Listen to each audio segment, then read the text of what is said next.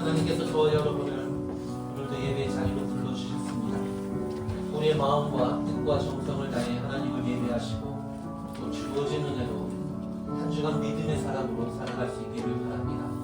우리 좌우에 있는 분들과 함께 인사 나누겠습니다. 한 주 동안 잘 지내셨습니까? 반갑습니다.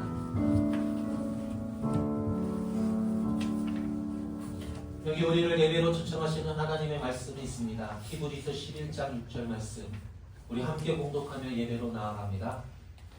믿음이 없이는 하나님을 기쁘시게 하지 못하나니 하나님께 나아가는 자는 반드시 그가 계신 것과 또한 그가 자기를 찾는 자들에게 상 주시는 이심을 믿어야 할지니라.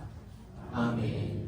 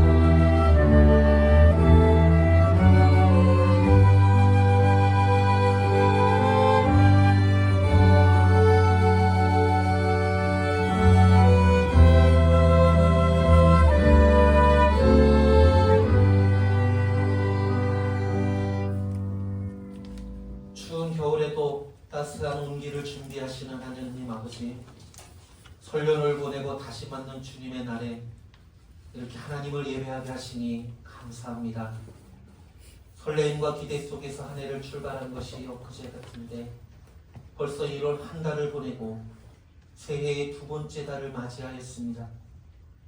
계절이 추운 겨울이 지나고 따스한 봄을 향해 나아가듯이 우리의 믿음도 차가운 겨울에 머물러 있지 않고 힘겹고 슬프고 괴로운 삶의 자리에서 참된 평화와 쉼을 주시는 하나님께로 나아가게 하여 주옵소서.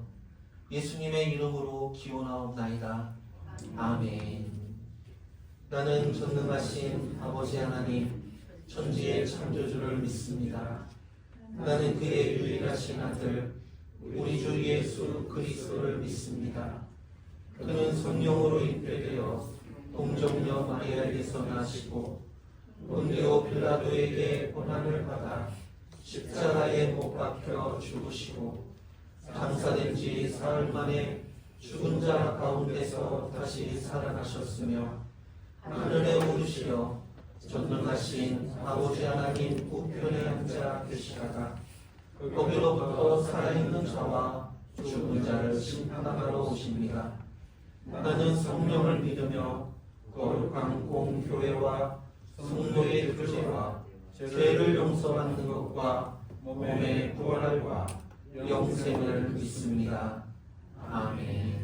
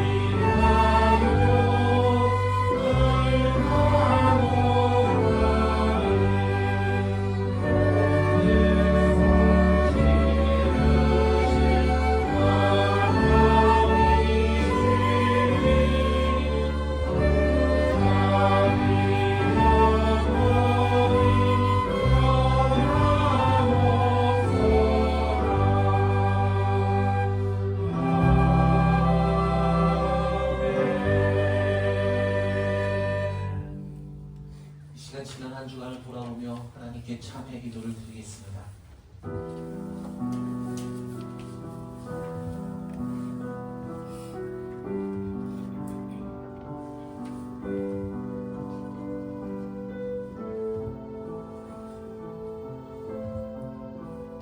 저희들을 사랑하신 하나님 아버지, 이 시간 한 주간 살아온 삶을 돌아보며 용서의 하나님께 참회의 기도를 드립니다.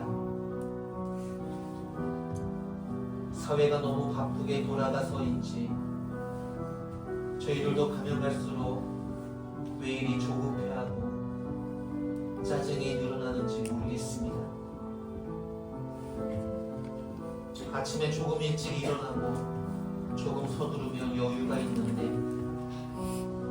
늘 시간이 촉박하게 나왔다가 차가 막힌다고 짜증을 냅니다. 이것이나 저것이나 그리 차이도 없고 별로 중요하지도 않은 건데도 내가 원하는 대로 되지 않는다고 짜증을 냅니다. 사람이 바뀌기가 얼마나 어려운지 나 자신의 모습만 봐도 잘 알면서도 마치 몇 마디 잔소리로 우리 자녀들이 바뀌기를 바라고 있고 나는 다른 사람의 말에 귀 기울이지 않으면서 내가 하는 말은 모두가 들어주어야 한다고 생각합니다. 다른 사람들이 오랜 시간 꾸준한 노력으로 이뤄놓은 것을 보며 부러워하면서도 몇 번 시도해보지도 않아놓고 왜 나는 안 되냐고 짜증을 냅니다. 하나님, 이런 이기적인 세계에 갇혀 살아가고 있는 저희들을 불쌍히 여겨 주옵소서. 하나님의 계획과 인도하심을 믿는다면 좀 더 차분하고 좀 더 여유를 가지고 좀 더 웃으며 살아가도록 도와주옵소서. 예수님의 이름으로 참회의 기도를 드리며 이 시간 하나님과 나만이 하는 죄를 잠잠히 더 고백드립니다.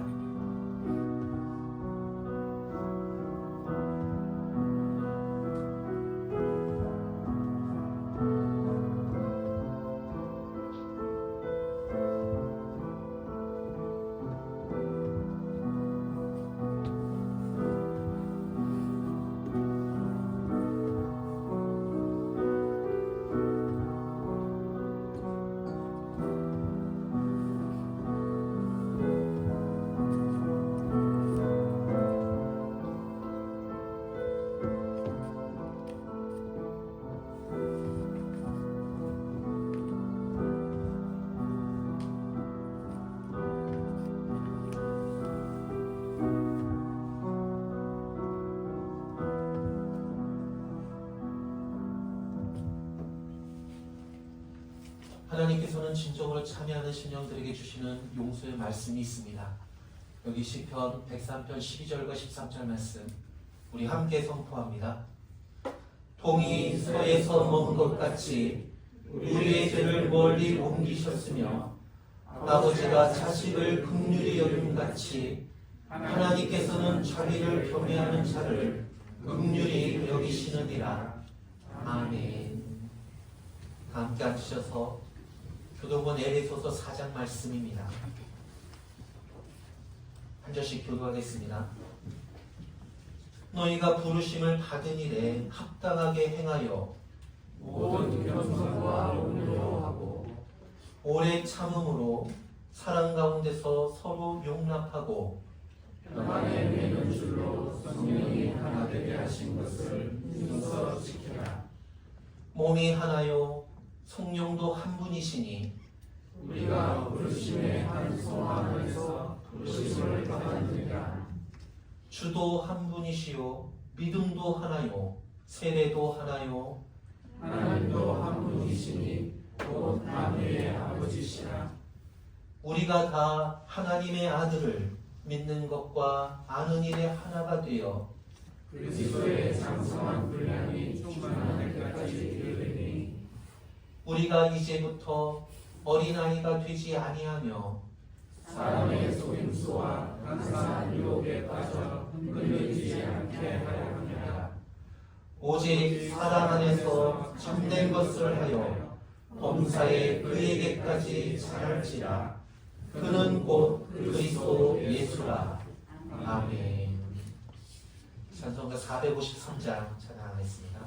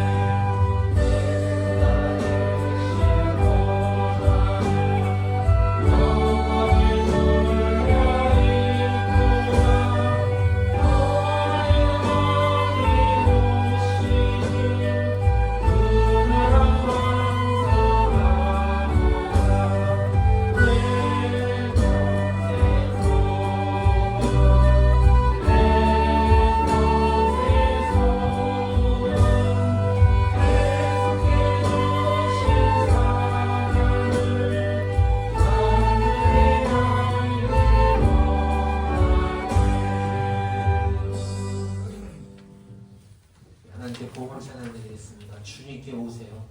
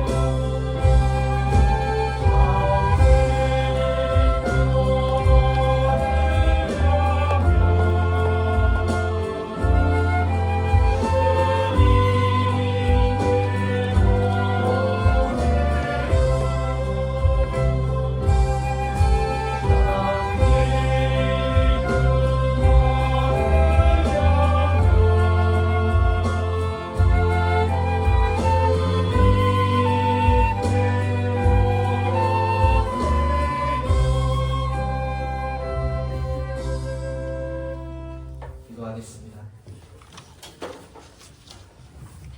고단한 인생의 길을 걸어가면서도 나를 사랑하신다는 주님의 말씀 잊지 않도록 매주일 하나님을 예배할 수 있도록 저희들을 불러주시니 정말 감사합니다. 지난 한 해 믿음으로 성실히 살지 못한 것을 아시면서도 저희들에게 새해를 선물로 주셨는데 벌써 한 달을 보내고 두 번째 달을 맞이하였습니다. 지금이라도 늦지 않았으니 올해는 하나님의 영광을 위해 살아가는 복된 한 해가 되게 하여 주시고 표대가 되신 주님만을 바라보며 열심히 믿음으로 살아가게 하여 주옵소서. 특별히 지난주에는 설 명절을 보냈는데 오랜만에 부모님과 형제들이 한 자리에 모이는 것도 옛말이 되어가고 있습니다. 서로 어색해하거나 서로 불편해하는 가정들이 늘어나고 있는데 매주 만나는 그래서 사랑과 친교를 나누는 교회 식구들처럼 친밀하고 평안한 만남이 될 수 있도록 더 자주 찾아뵙고 더 자주 만나고 더 자주 교류하여서 믿음의 사람으로서의 인륜의 도리를 다하는 저희들이 되게 하여 주옵소서. 나의 모든 삶이 주님 안에 있는데 나의 앞일도 주님 안에 있는데 조금 더 좋은 결과를 얻기 위해 조금 더 많은 것을 소유하고 누리기 위해 주님과 교회를 멀리하는 고달픈 인생이 아닌 주님 안에서 주님과 함께 행복을 찾아가는 저희들이 되게 하여 주옵소서. 비록 억지로 나오든 형식과 습관을 쫓아 나오든 주님의 변함없는 사랑으로 저희들을 항상 예배자로 세워주시고 이제는 우리의 말과 행동이 같아지고 우리의 신앙의 고백과 삶의 간격을 줄여가도록 도와주옵소서. 매일매일 벼랑 끝에서 위태하게 세상을 살아가는 가장들을 붙들어 주시고 인생의 짐과 가정 부양의 책임을 기꺼이 감당하여서 가족들 모두가 행복해하는 그런 가정 만들어가도록 도와주옵소서. 두렵고 떨림으로 말씀을 전하려 합니다. 내 주장을 펼치기 위함이 아니라 성경을 잘 풀어 복음의 진리를 잘 전할 수 있게 하여 주옵소서. 열심히 땀 흘려 일하는 수 있게 하신 하나님께 이 시간 감사의 마음으로 봉헌합니다. 물질의 많고 적음이 우리의 행복을 좌우하는 것처럼 없다 하며 움트러들지 않게 하여 주시고 넉넉하다 하여서 허세 부리지 않게 하여 주옵소서. 삶과 가정을 잘 병행해 나가며 믿고 맡기신 자녀들을 잘 양육하고 부모 형제들을 돌아보면서도 사회적 책임까지 감당하는 그런 주님의 신실한 청지기로 살도록 도와주옵소서. 예수님의 이름으로 기도드립니다. 아멘.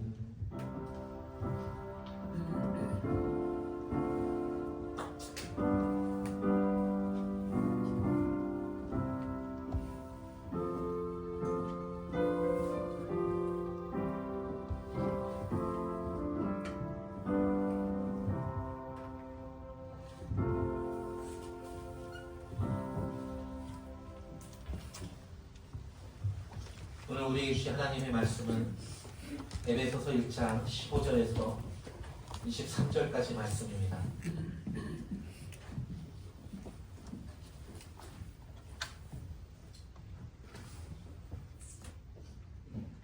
에베소서 1장 15절에서 23절까지 말씀. 저와 여러분이 한 절씩 교도하겠습니다.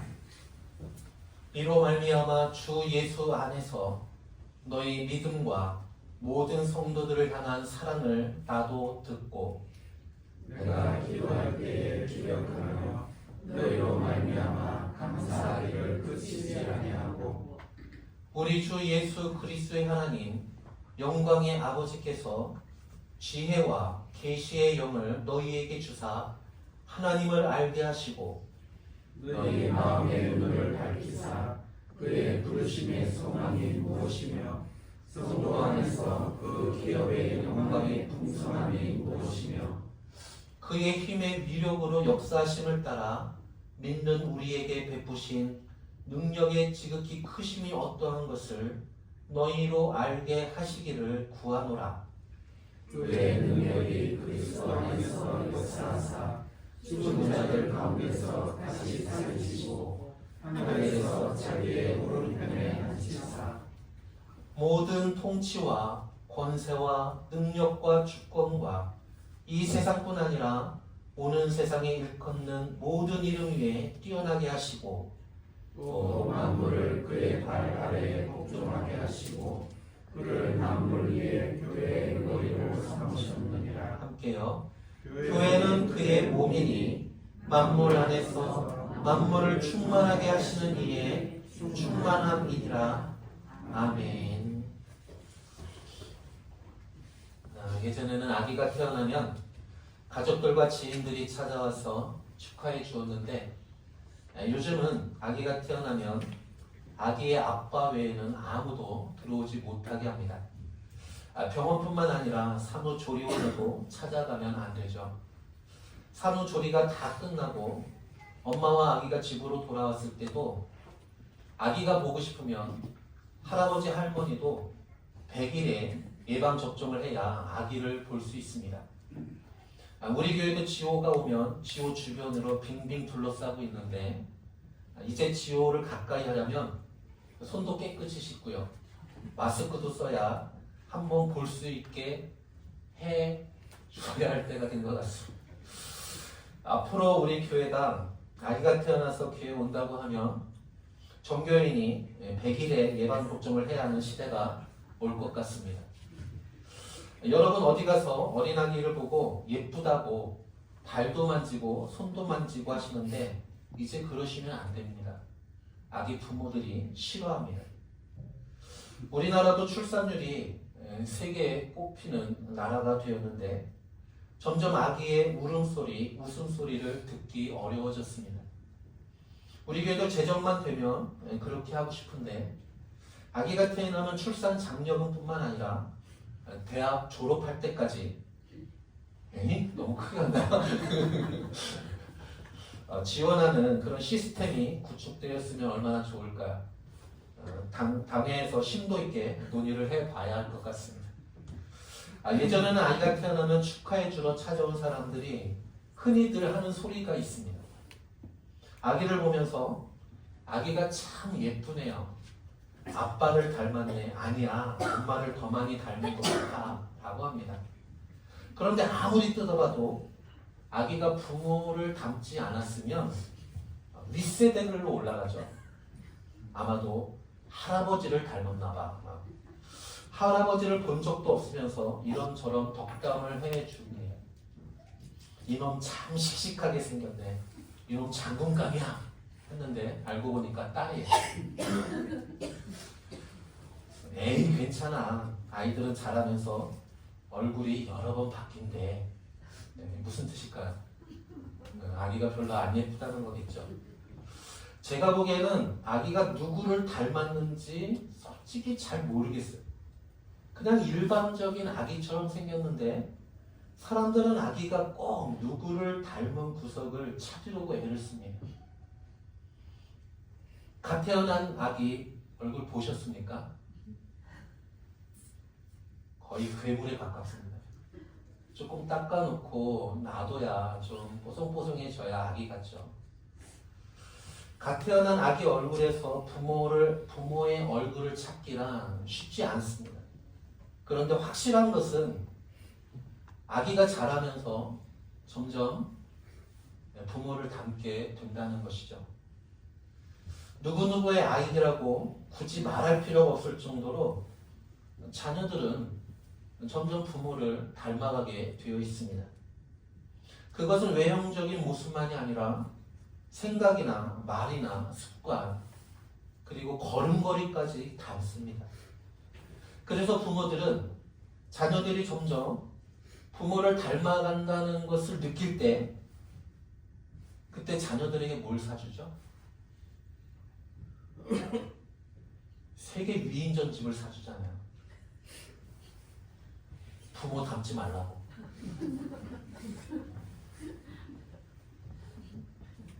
여러분 자녀들에게 위인 전집을 왜 사줍니까? 나 닮지 말라는 거잖아요. 못난 나를 닮지 말고 세계의 위대한 인물들의 이야기를 읽으면서 좀 훌륭한 사람 닮으라고 위인 전집 사주잖아요. 여러분 혹시 그것도 모르면서 사주신 건 아니죠? 하나님은 자녀들이 태어나 자라면서 부모를 닮게 만드셨어. 그런데 부모들은 왜 엄마 아빠 닮으면 안 돼 라고 하는지 모르겠습니다. 이것은 창조 원리를 역행하는 것이죠. 자녀들은 여러분 분명히 부모를 닮게 되어 있습니다.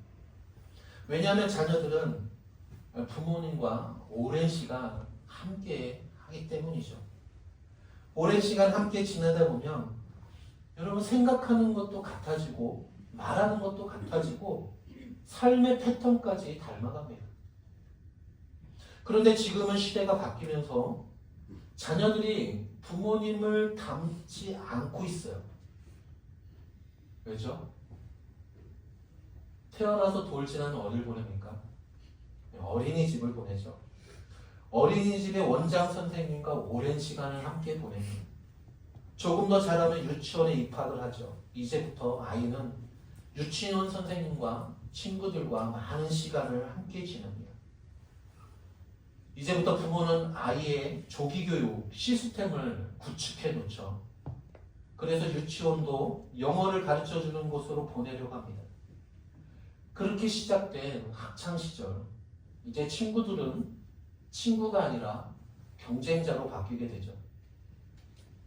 이처럼 자녀들은 부모보다 학교에서 또 학원에서 선생님과 함께 하고 또 친구들과 함께 보내는 시간이 더 많아집니다.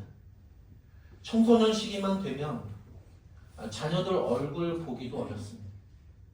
아침에 일어나 학교 가기 전에 잠깐 보고 밤늦게 집에 들어오면 공부하느라 수고했다는 말 하고 나면 자기 방으로 들어가서 문을 닫아버립니다. 토요일이 되면 밀린 잠 자느라고 못 보고 친구 만나러 간다고 또 사회활동, 봉사활동 해야 한다고 그룹과제 하러 간다고 부모랑 함께 보내는 시간들이 점점 줍니다. 그래서 자녀들이 부모를 닮을 새가 없습니다. 천만 다행이죠. 그렇죠?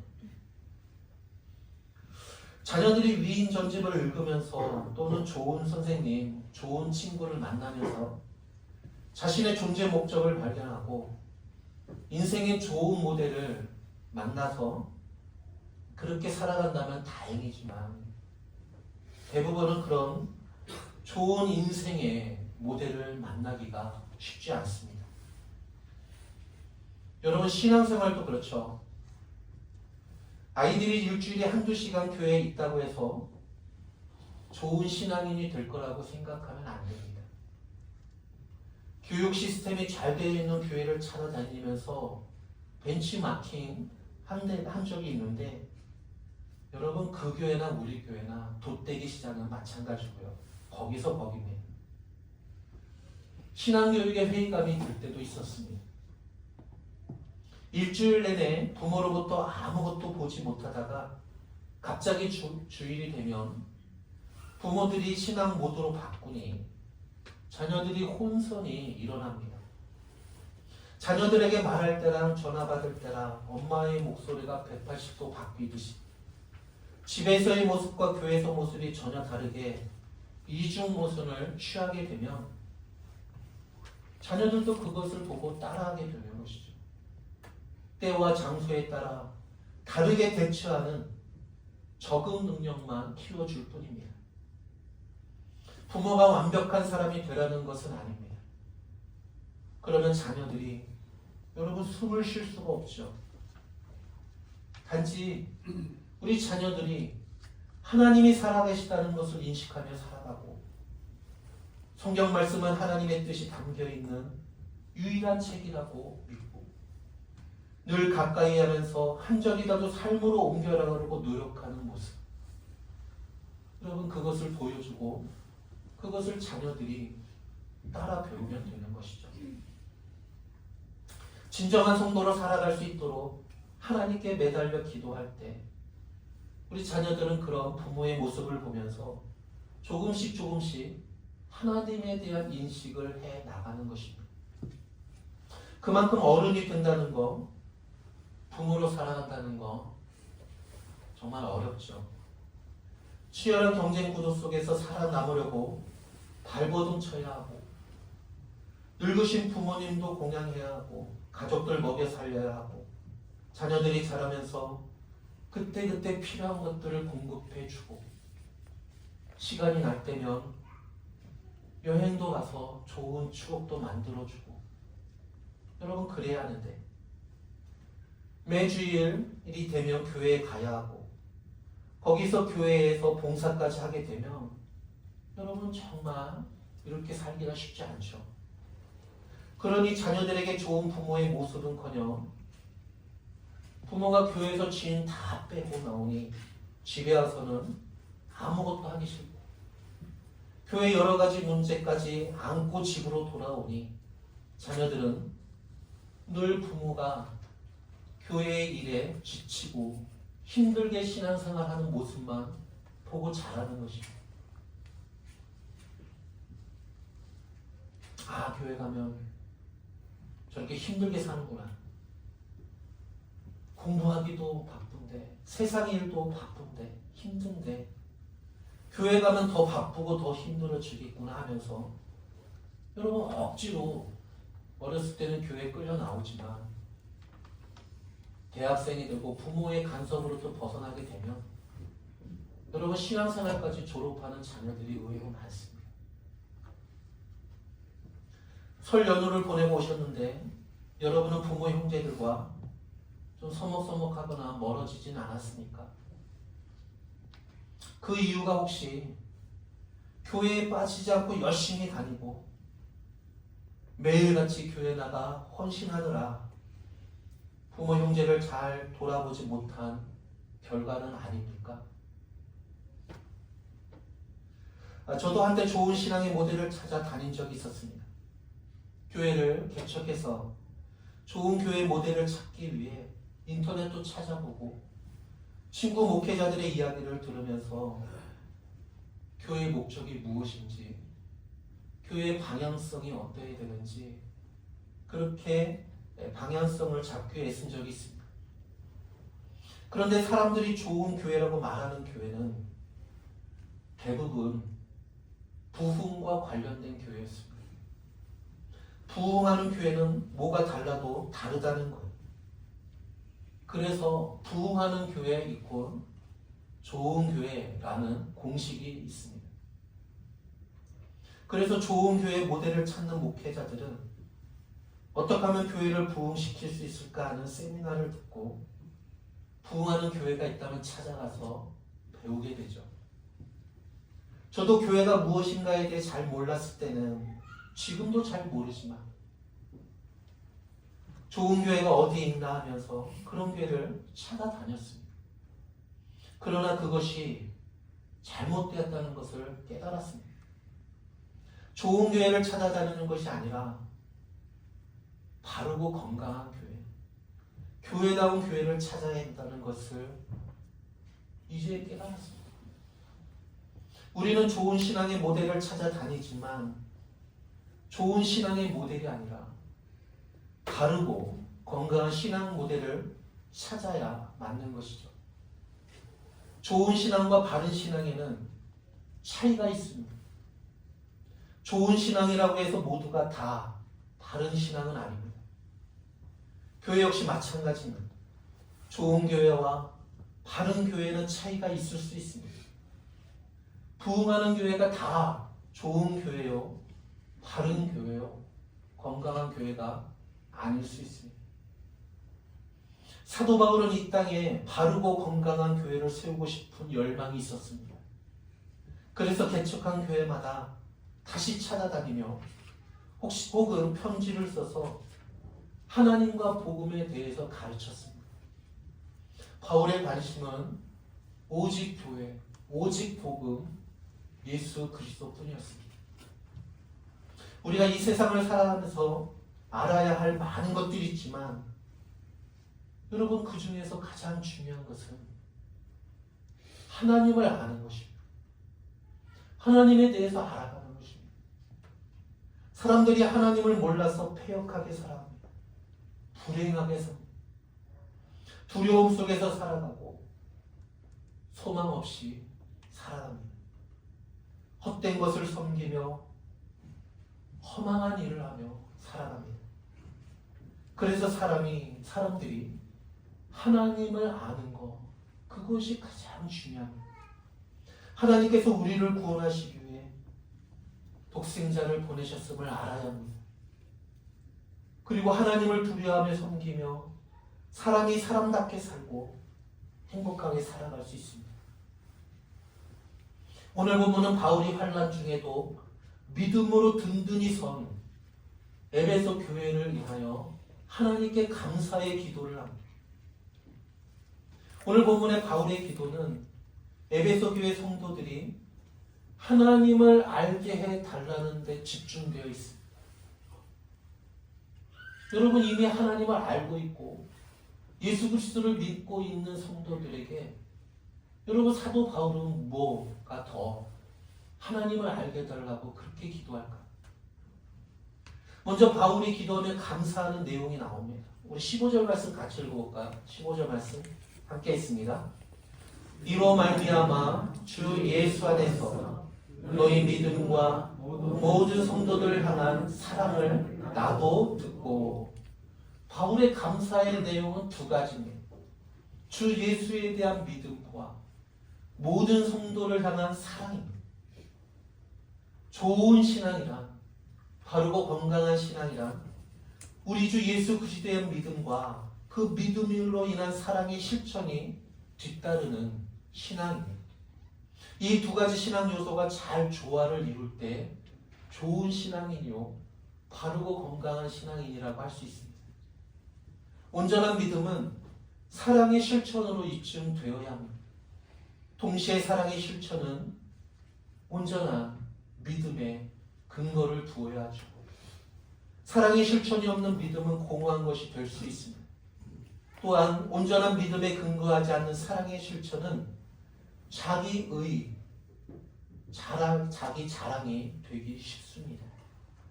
그러므로 우리는 그리스도에 대한 믿음이 온전해지고 그 믿음이 이웃을 향한 사랑으로 나타나는 그런 믿음과 실천의 조화를 이루는 건강한 신앙인이 되어야 합니다. 에베소 교회는 이처럼 주 예수 그리스도의 믿음과 이웃과 형제를 향한 사랑의 조화를 이룬 좋은 교회였습니다. 바울은 이것으로 인해서 지금 하나님께 감사의 기도를 드리고 있습니다. 여러분, 지나온 날들에 대해서 감사하는 것이 믿음입니다. 지나온 날들을 더듬어 보면 참으로 어려운 일들도 참 많았습니다. 견디기 힘든 고통의 순간도 있었습니다. 도저히 이해가 안 되고 받아들이기 힘든 일, 여러분 얼마나 많았습니까? 그래서 때로는 불평도 하고 원망도 하고 낙심했을 수도 있습니다. 그러나 믿음으로 되돌아보면 이 모든 상황에서도 하나님은 언제나 우리와 함께 하셨고요. 우리가 느끼던 느끼지 못하던 하나님은 우리 곁에서 우리를 도와주고 계셨습니다. 또한 그런 어려움 속에서 말씀으로 우리를 깨우쳐 주시고 또는 여러 가지 시험으로 훈련시켜 주시고 그래서 죄로부터 멀어지게 하고 하나님의 손길과 섭리가 있음을 우리가 깨달아 알도록 하나님께서는 때로는 말씀으로 때로는 여러 가지 사건으로 우리를 이끌어 가셨습니다. 그러니 여러분, 지나온 날에 하나님의 은혜에 대해서 감사하는 것, 그것이 믿음이 아니겠습니까? 우리의 미래는 불확실합니다. 어떤 일이 우리를 기다리고 있는지 모릅니다. 그래서 하나님께 기도하며 하나님의 인도하심과 도우심을 구해야 하죠. 그래야 우리가 맞이할 우리의 장래가 복되고 형통할 수 있습니다. 지난 날에 대해서 감사하고 다가올 내일에 대해서 하나님께 맡기고, 그것이 바로 기도가 아니겠습니까? 바울이 에베소 교회를 위해 기도한 구체적인 내용이 17절부터 기록되어 있습니다.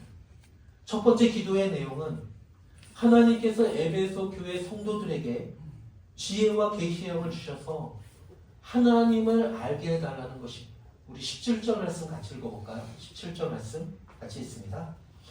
우리 주 예수 그리스도의 하나님 영광의 아버지께서 지혜와 계시의 영을 너희에게 주사 하나님을 알게 하시고, 지혜와 계시의 영, 바로 성령 하나님이시죠.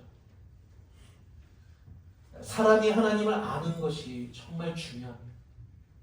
모든 신앙의 출발은 하나님을 아는 데서 시작됩니다. 하나님을 모르고서는 하나님을 제대로 믿을 수 없습니다. 하나님을 사랑하거나 의지할 수도 없습니다. 이 모든 것은 하나님을 바로 알 때 할 수 있는 것이죠. 그래서 하나님을 아는 것이 신앙의 출발점이 됩니다. 하나님을 모르는 모든 신앙은 그래서 미신이 될 수 있습니다. 어떤 면에서 보면 우리가 제대로 신앙생활하지 못하는 이유는 하나님을 제대로 알지 못하기 때문입니다. 창조주 하나님, 구원자 하나님, 심판주 하나님을 제대로 알 때 신앙생활을 제대로 할 수 있습니다. 그런데 하나님은 영이시고 우리의 지혜와 지식으로 측량할 수 없는 큰 분이기 때문에 여러분, 하나님을 제대로 알 수는 없죠. 여러분, 그러면 어떻게 우리가 하나님을 알아갈 수 있을까요? 바울은 하나님께서 지혜와 계시의 영을 우리에게 부어주심으로 우리가 하나님을 알 수 있다고 말씀합니다. 하나님께서 지혜와 계시의 영을 주셔야 우리가 하나님을 알 수 있다는 것이죠. 지혜와 계시의 영은 무엇입니까? 바로 영이신 하나님, 성령 하나님이죠. 하나님께서 우리에게 성령을 주실 때 성령을 통해 하나님을 온전히 알 수 있게 하십니다. 성령이 임할 때 성령께서 말씀을 깨닫게 해주시고 그 말씀을 통해 하나님을 아는 지혜를 갖게 되는 것이죠. 그래서 하나님께서 교회에 성령을 보내주셨습니다. 우리의 마음 속에도 성령 하나님을 보내주셨습니다. 정확히 표현하면 그 크신 하나님 안에 우리가 들어가게 해주신 것이죠. 바울이 에베소 교회를 위해 두 번째 기도한 내용은 하나님께서 성도들의 마음의 눈을 밝혀주시기를 위해서 기도합니다. 마음의 눈을 밝혀셔서 하나님의 은혜가 얼마나 큰지, 얼마나 풍성한지 알게 해달라는 기도입니다. 바울은 하나님께서 마음의 눈을 밝히셔서 하나님을 알게 되기를 원하는 것을 세 가지로 말씀합니다. 첫 번째는 하나님의 부르심의 소망이 무엇인지 알게 되기를 위해서 기도합니다. 너희 마음의 눈을 밝히사 그의 부르심의 소망이 무엇이며 성도 안에서 그의 기업의 영광의 풍성함이 무엇이며, 마음의 눈을 밝혀주셔야 하나님이 우리를 부르신 그 소망이 무엇인지 알게 된다는 것이죠. 바울은 우리의 마음의 눈이 밝아져야 그 소망을 알 수 있다라고 말씀합니다. 우리의 마음이 그렇다면 어둡다는 것일까요? 여러분, 마음의 눈이 언제 어두워질까요? 여러분, 죄악에 빠져 있을 때, 세상의 욕심에 사로잡혀 있을 때, 여러분, 우리의 마음의 눈은 어두워집니다. 그래서 하나님을 알 수도 없고요, 하나님의 은혜를 깨달을 수도 없습니다. 그래서 세상 것에 집착하며 살아가게 되는 것이죠. 그래서 하나님께서 우리의 마음의 눈을 밝혀주셔야 하나님도 알고 하나님의 은혜도 알 수 있습니다. 두 번째로 기업의 풍성함을 보길 원했습니다. 우리 18절 말씀 같이 읽어볼까요? 18절 말씀. 너희 마음의 눈을 밝히사 그의 부르심의 소망이 무엇이며 성도 안에서 그 기업의 영광의 풍성함이 무엇이며. 영적인 통찰력이 있어야 우리가 얼마나 하나님 앞에서 대단한 존재인지를 알게 된다는 겁니다.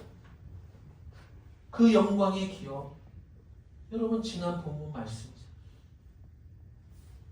여러분 우리에게는 하나님의 나라가 예비되어 있습니다.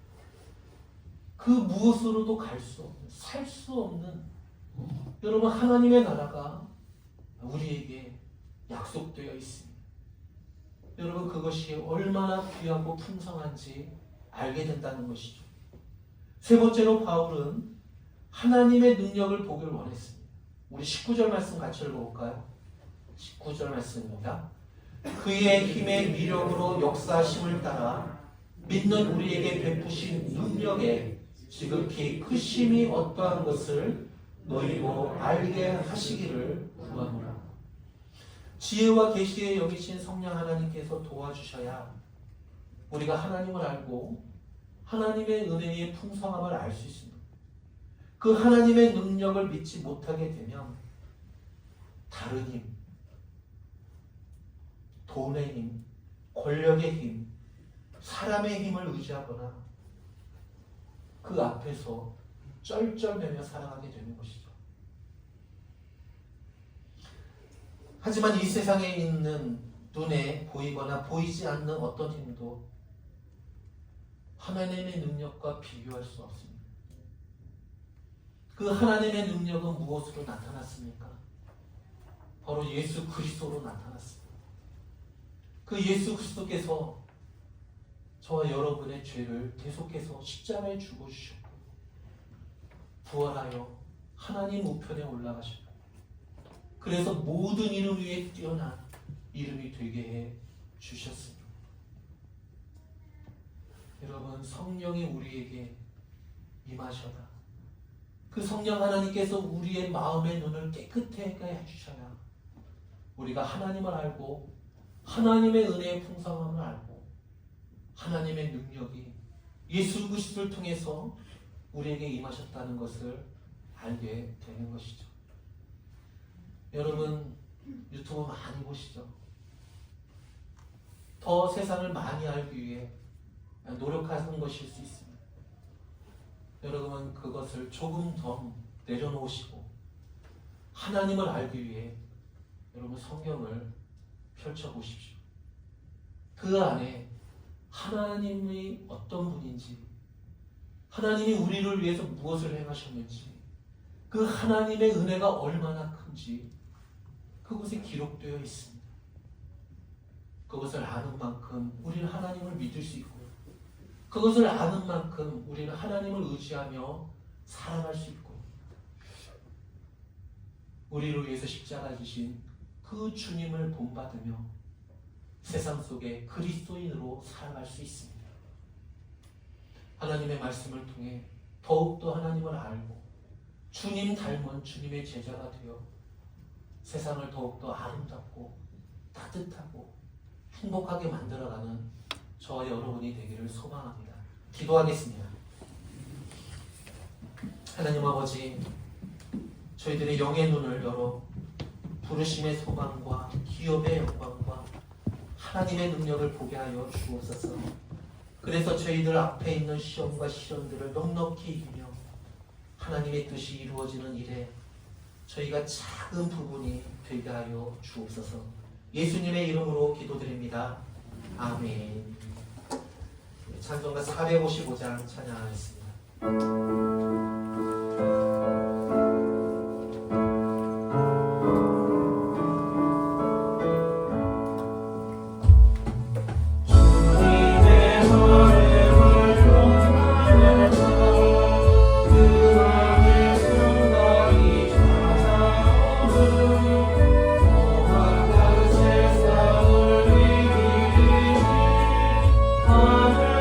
하늘로부터